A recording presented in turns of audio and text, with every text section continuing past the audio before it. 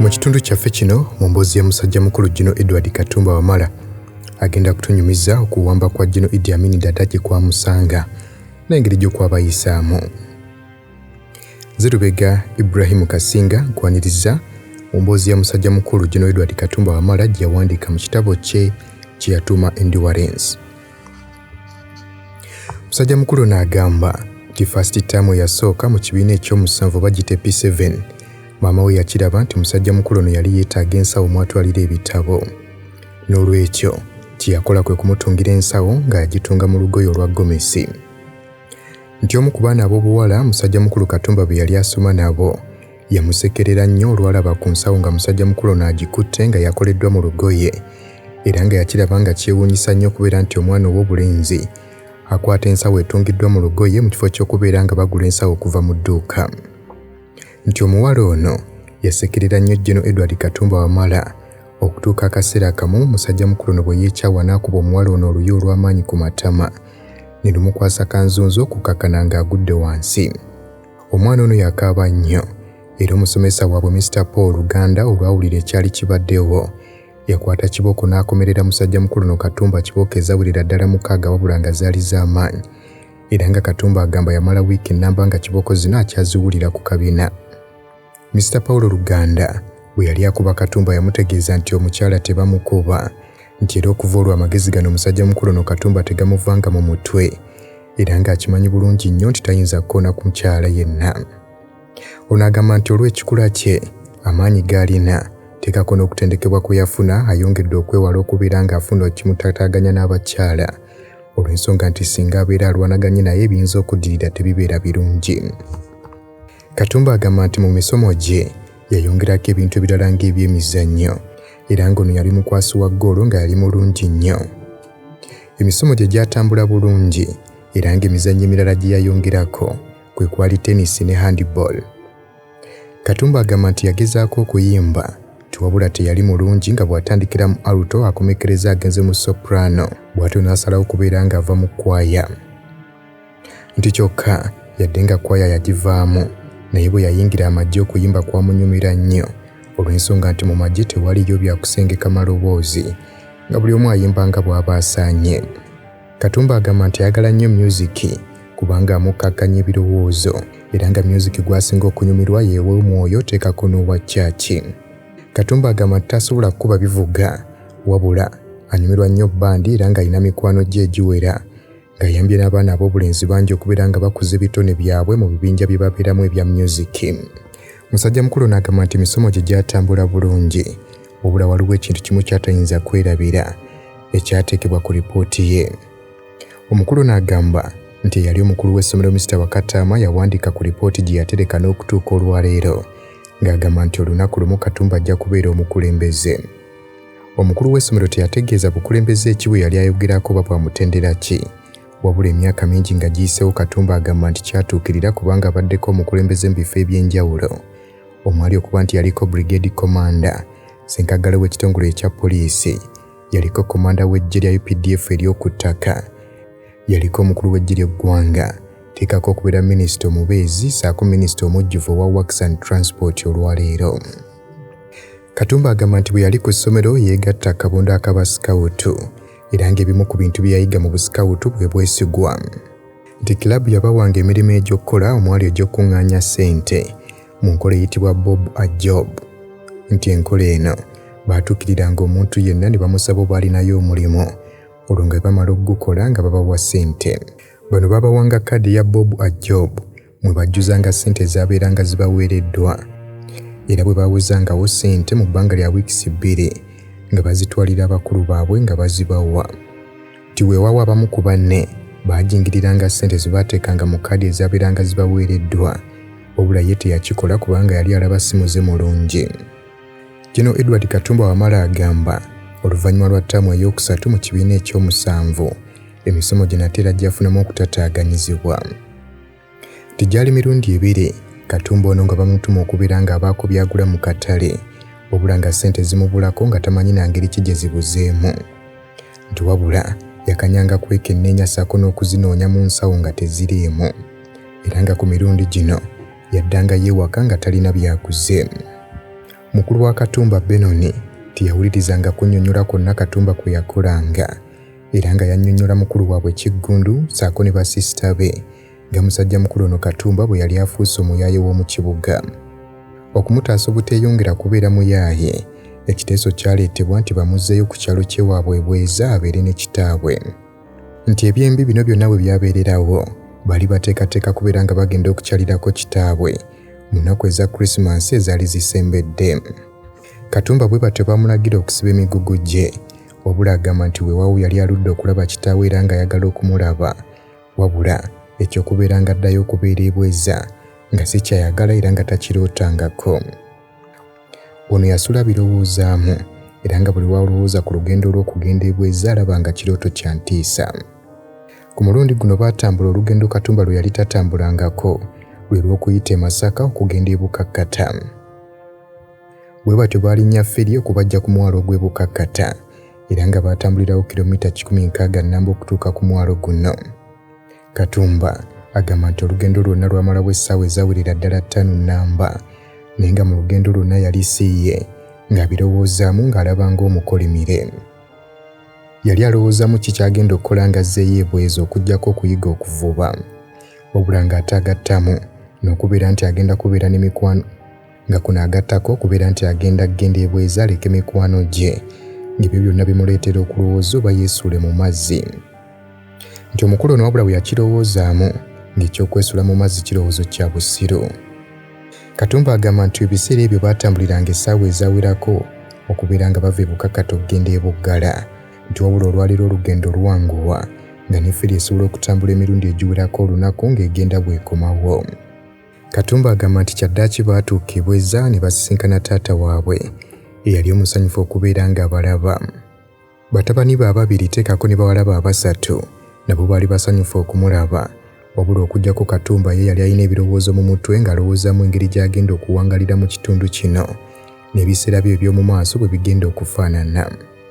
Bano era baakyalirako ssenga waabwe Evelyn eyali awangalira ku kizinga Bubembe, nti era ono yali musanyufu nnyo naye okubeera ng'abalaba. Nti Katumba buli lwe yali ng'agenda ewa ssenga ono Evelyn yabeeranga yeesunga kubeera ng'ali ennaanansi, wabula ku mulundi guno si bwe kyali, yali tabirowooza nako.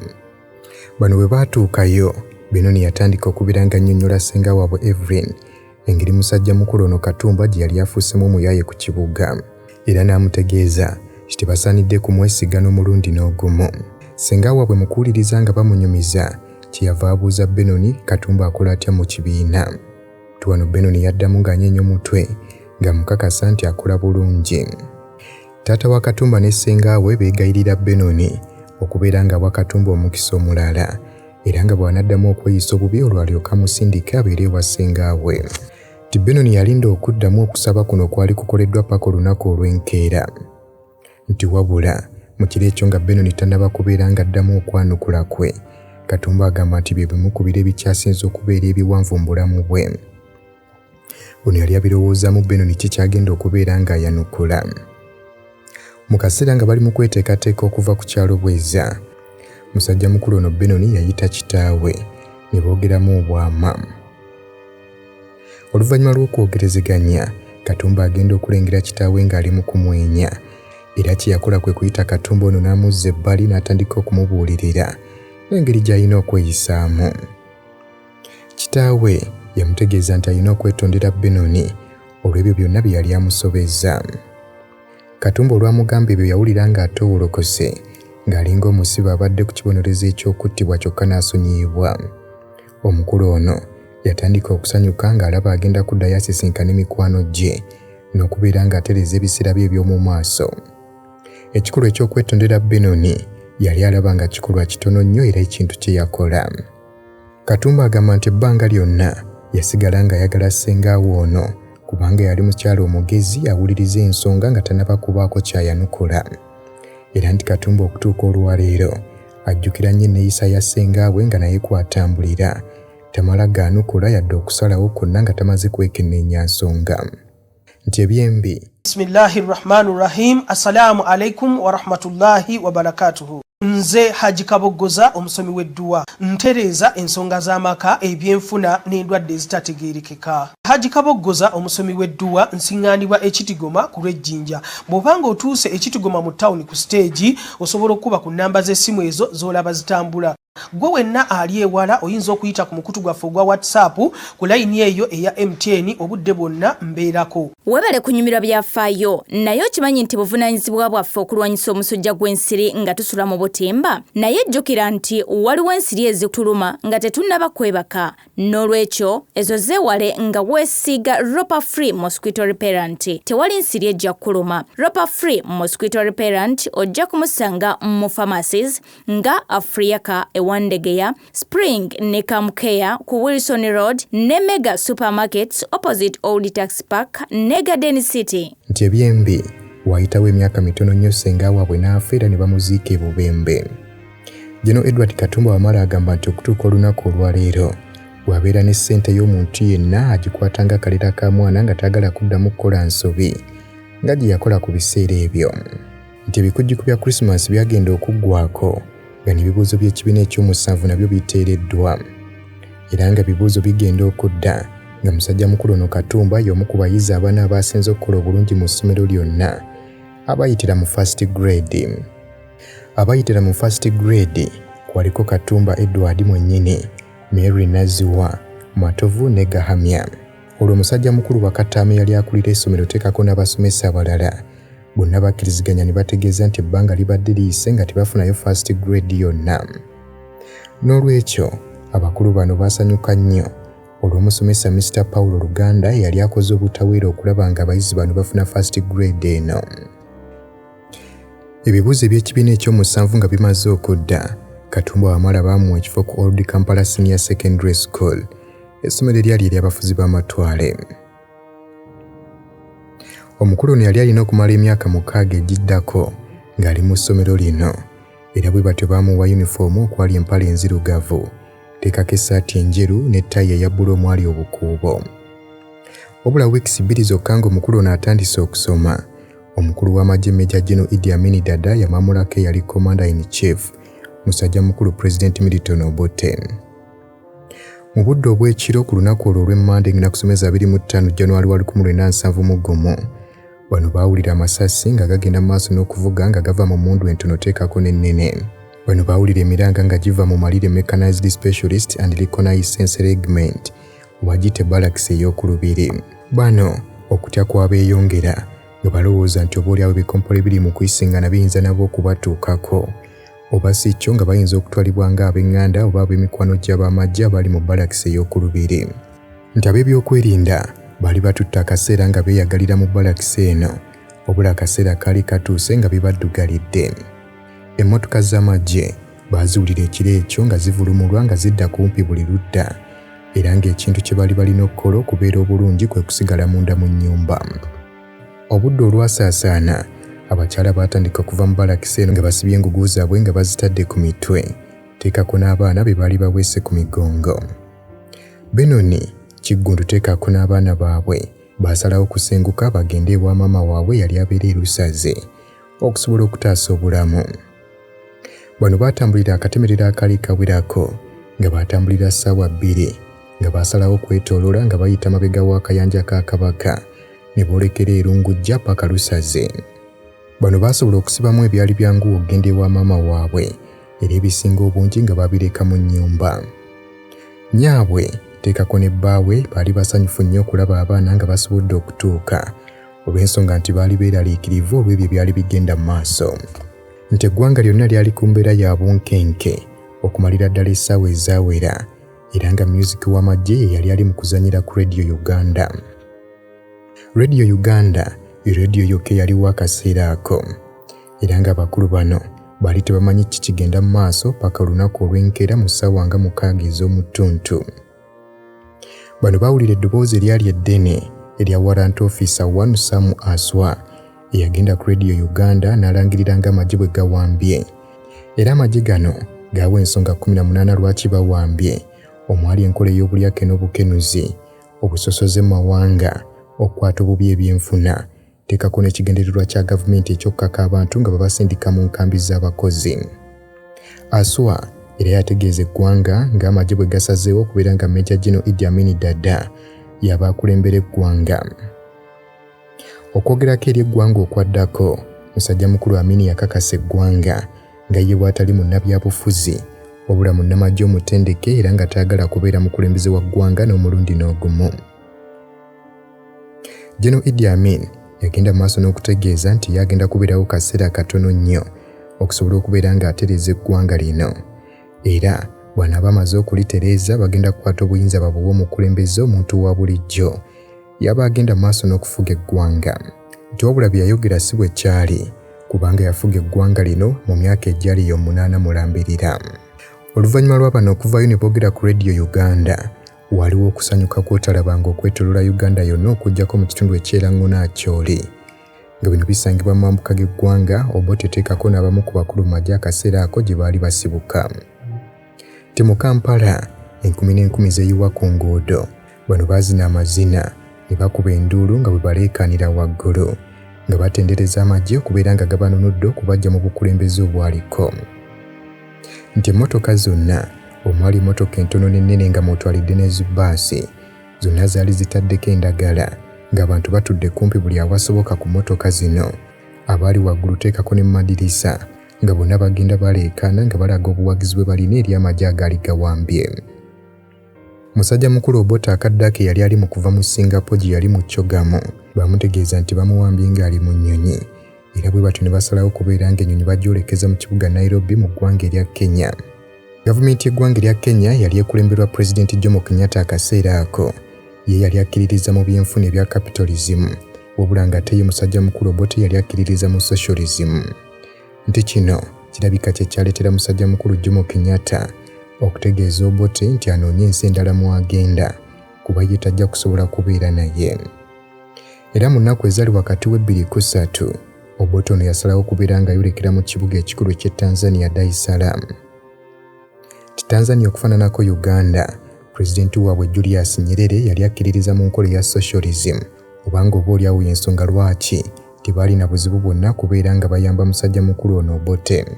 Era emyaka 8 egyaddako nga Idi Amin ye pulezidenti, musajja mukulu ono Obote ne basajja be baali mu ggwanga lino erya Tanzania. Oluvannyuma lw'okubeera mu mbeera ey'obunkenke naddala okuliraana ebifo eby'amagye, Benon yasalawo kubeera ng'asenguka agende erungujja mu division ey'e Rubaga. Tiwabula Kiggundu ye yali muvumu, yasalawo kusigala ne famire ye okuliraana olubiri mu kitundu ekya Kabaka Njagala. Ennyumba empya Benon gye yafuna erungujja yali ya bisenge 2. Oluvannyuma lw'ennaku ezawulira ddala nga 3 nga waliwo okujaganya era embeera ngezze mu nteeko okusoma kwaddamu. Mu Old Kampala Senior Secondary School, abayizi abasingamu obungi baali ba Asia, era nti mu biseera ebya breakfast oba ekyemisana bwe walabiranga nga baddugavu mu butuufu batono nnyo abava mu Uganda wano. Omukulu w'essomero ye yali Mr. Garrod yali omuzungu ng'alina abamumyuka 2 okwali Mr. Cook, ng'ono yali Mungereza ateekako ne Mr. Nike yali omu Asia. Nti bano baali beeyisanga ba Katonda era nga we bali tewali muyizi yenna kweyisaawo. Nti ku ssomero lino baasomesanga emirundi 2 ku makya n'akawungeezi, ng'okuva ku siniya ey'okusatu paka ku siniya ey'omukaaga baasomanga ku makya, ate siniya esooka okutuuka ku y'okubiri bo baasomanga afternoon. Nti kino kyayamba nnyo musajja mukulu no Katumba era yakyagalanga olw'ensonga nti yali alina okulabiriranga Tone, omwana wa Benon gwe baali baakazaala. Nti maama wa Tone, Beatrice, yali ali mu kusoma naye bwa Secretariat ng'eyakomanga wawaka nga banaatera okugenda mu malya g'ebyemisana. Akawungeezi k'olunaku lumu bano babeera balindiridde okulya ekyeggulo, Katumba yawulira kye yali tasuubira era ekyamwewuunyisa. Nti Benon yategeeza nti okusinziira ku neeyisa ya Katumba kaakati akuze musajja mukulu, n'olw'ensonga eyo nga Benon takyayinza kumukubako yadde oluyina olumu. Mu biseera ebyo Katumba yali myaka nga 15, era Katumba agamba nti okuva ku lunaku olwo bwe wabeerangamu ensobi yonna gy'akoze baagyogerangako ng'abantu ne mukulu we Benon. Kino naye kyamulaga nti akuze era nga yakitwala nga kintu kikulu. Benon bw'atyo yagulira musajja mukulu no Katumba empale eyasookera ddala ng'ali mpale ey'ekika kya bell bottom, empale eno gye yasomeramu okumala ekiseera ekiwanvu teekako n'okujambalanga ku mikolo egyabeerangawo. Empale eno yali etungiddwa abaatutuuse Taylor Housing abali ku Liam Street mu Kampala. Katumba agamba nti ebintu byasooka okulaba mu secondary tebaabakubanga okuggyako okubawa ebibonerezo mu mitendera ena. Nti omutendera ogusooka omuyizi baamuwanga ekibonerezo kya kulongoosanga compound ku wiikendi. Omutendera ogwokubiri baamutwalanga ew'omukulu w'essomero Garod n'ayogera naye ng'amukansolinga. Ekyokusatu omuyizi ono baamuwangamu ennaku addeyo ewaka, byonna bwe byagaananga olwo nga balyoka bamugoba ku ssomero. Subjects enkulu ze baasomanga ebiseera ebira ze zisomesebwa olunaku olwaleero omwali okubala, Olungereza, History, Geography, Biology, Physics teekako ne Chemistry. Nti bano baasomanga n'Olufalansa, nti era musajja mukulu ono mu kusooka yali alwagala nnyo okulusoma, kyokka ate gye bweyongera n'atandika okuba ng'ekibiina takyakigendamu ebiseera ebimu. Nti kyokka kino ate oluvannyuma akyejjusa kubanga bwe yakula agezezzaako okubeera ng'asoma Olufalansa naye nga bigaanye.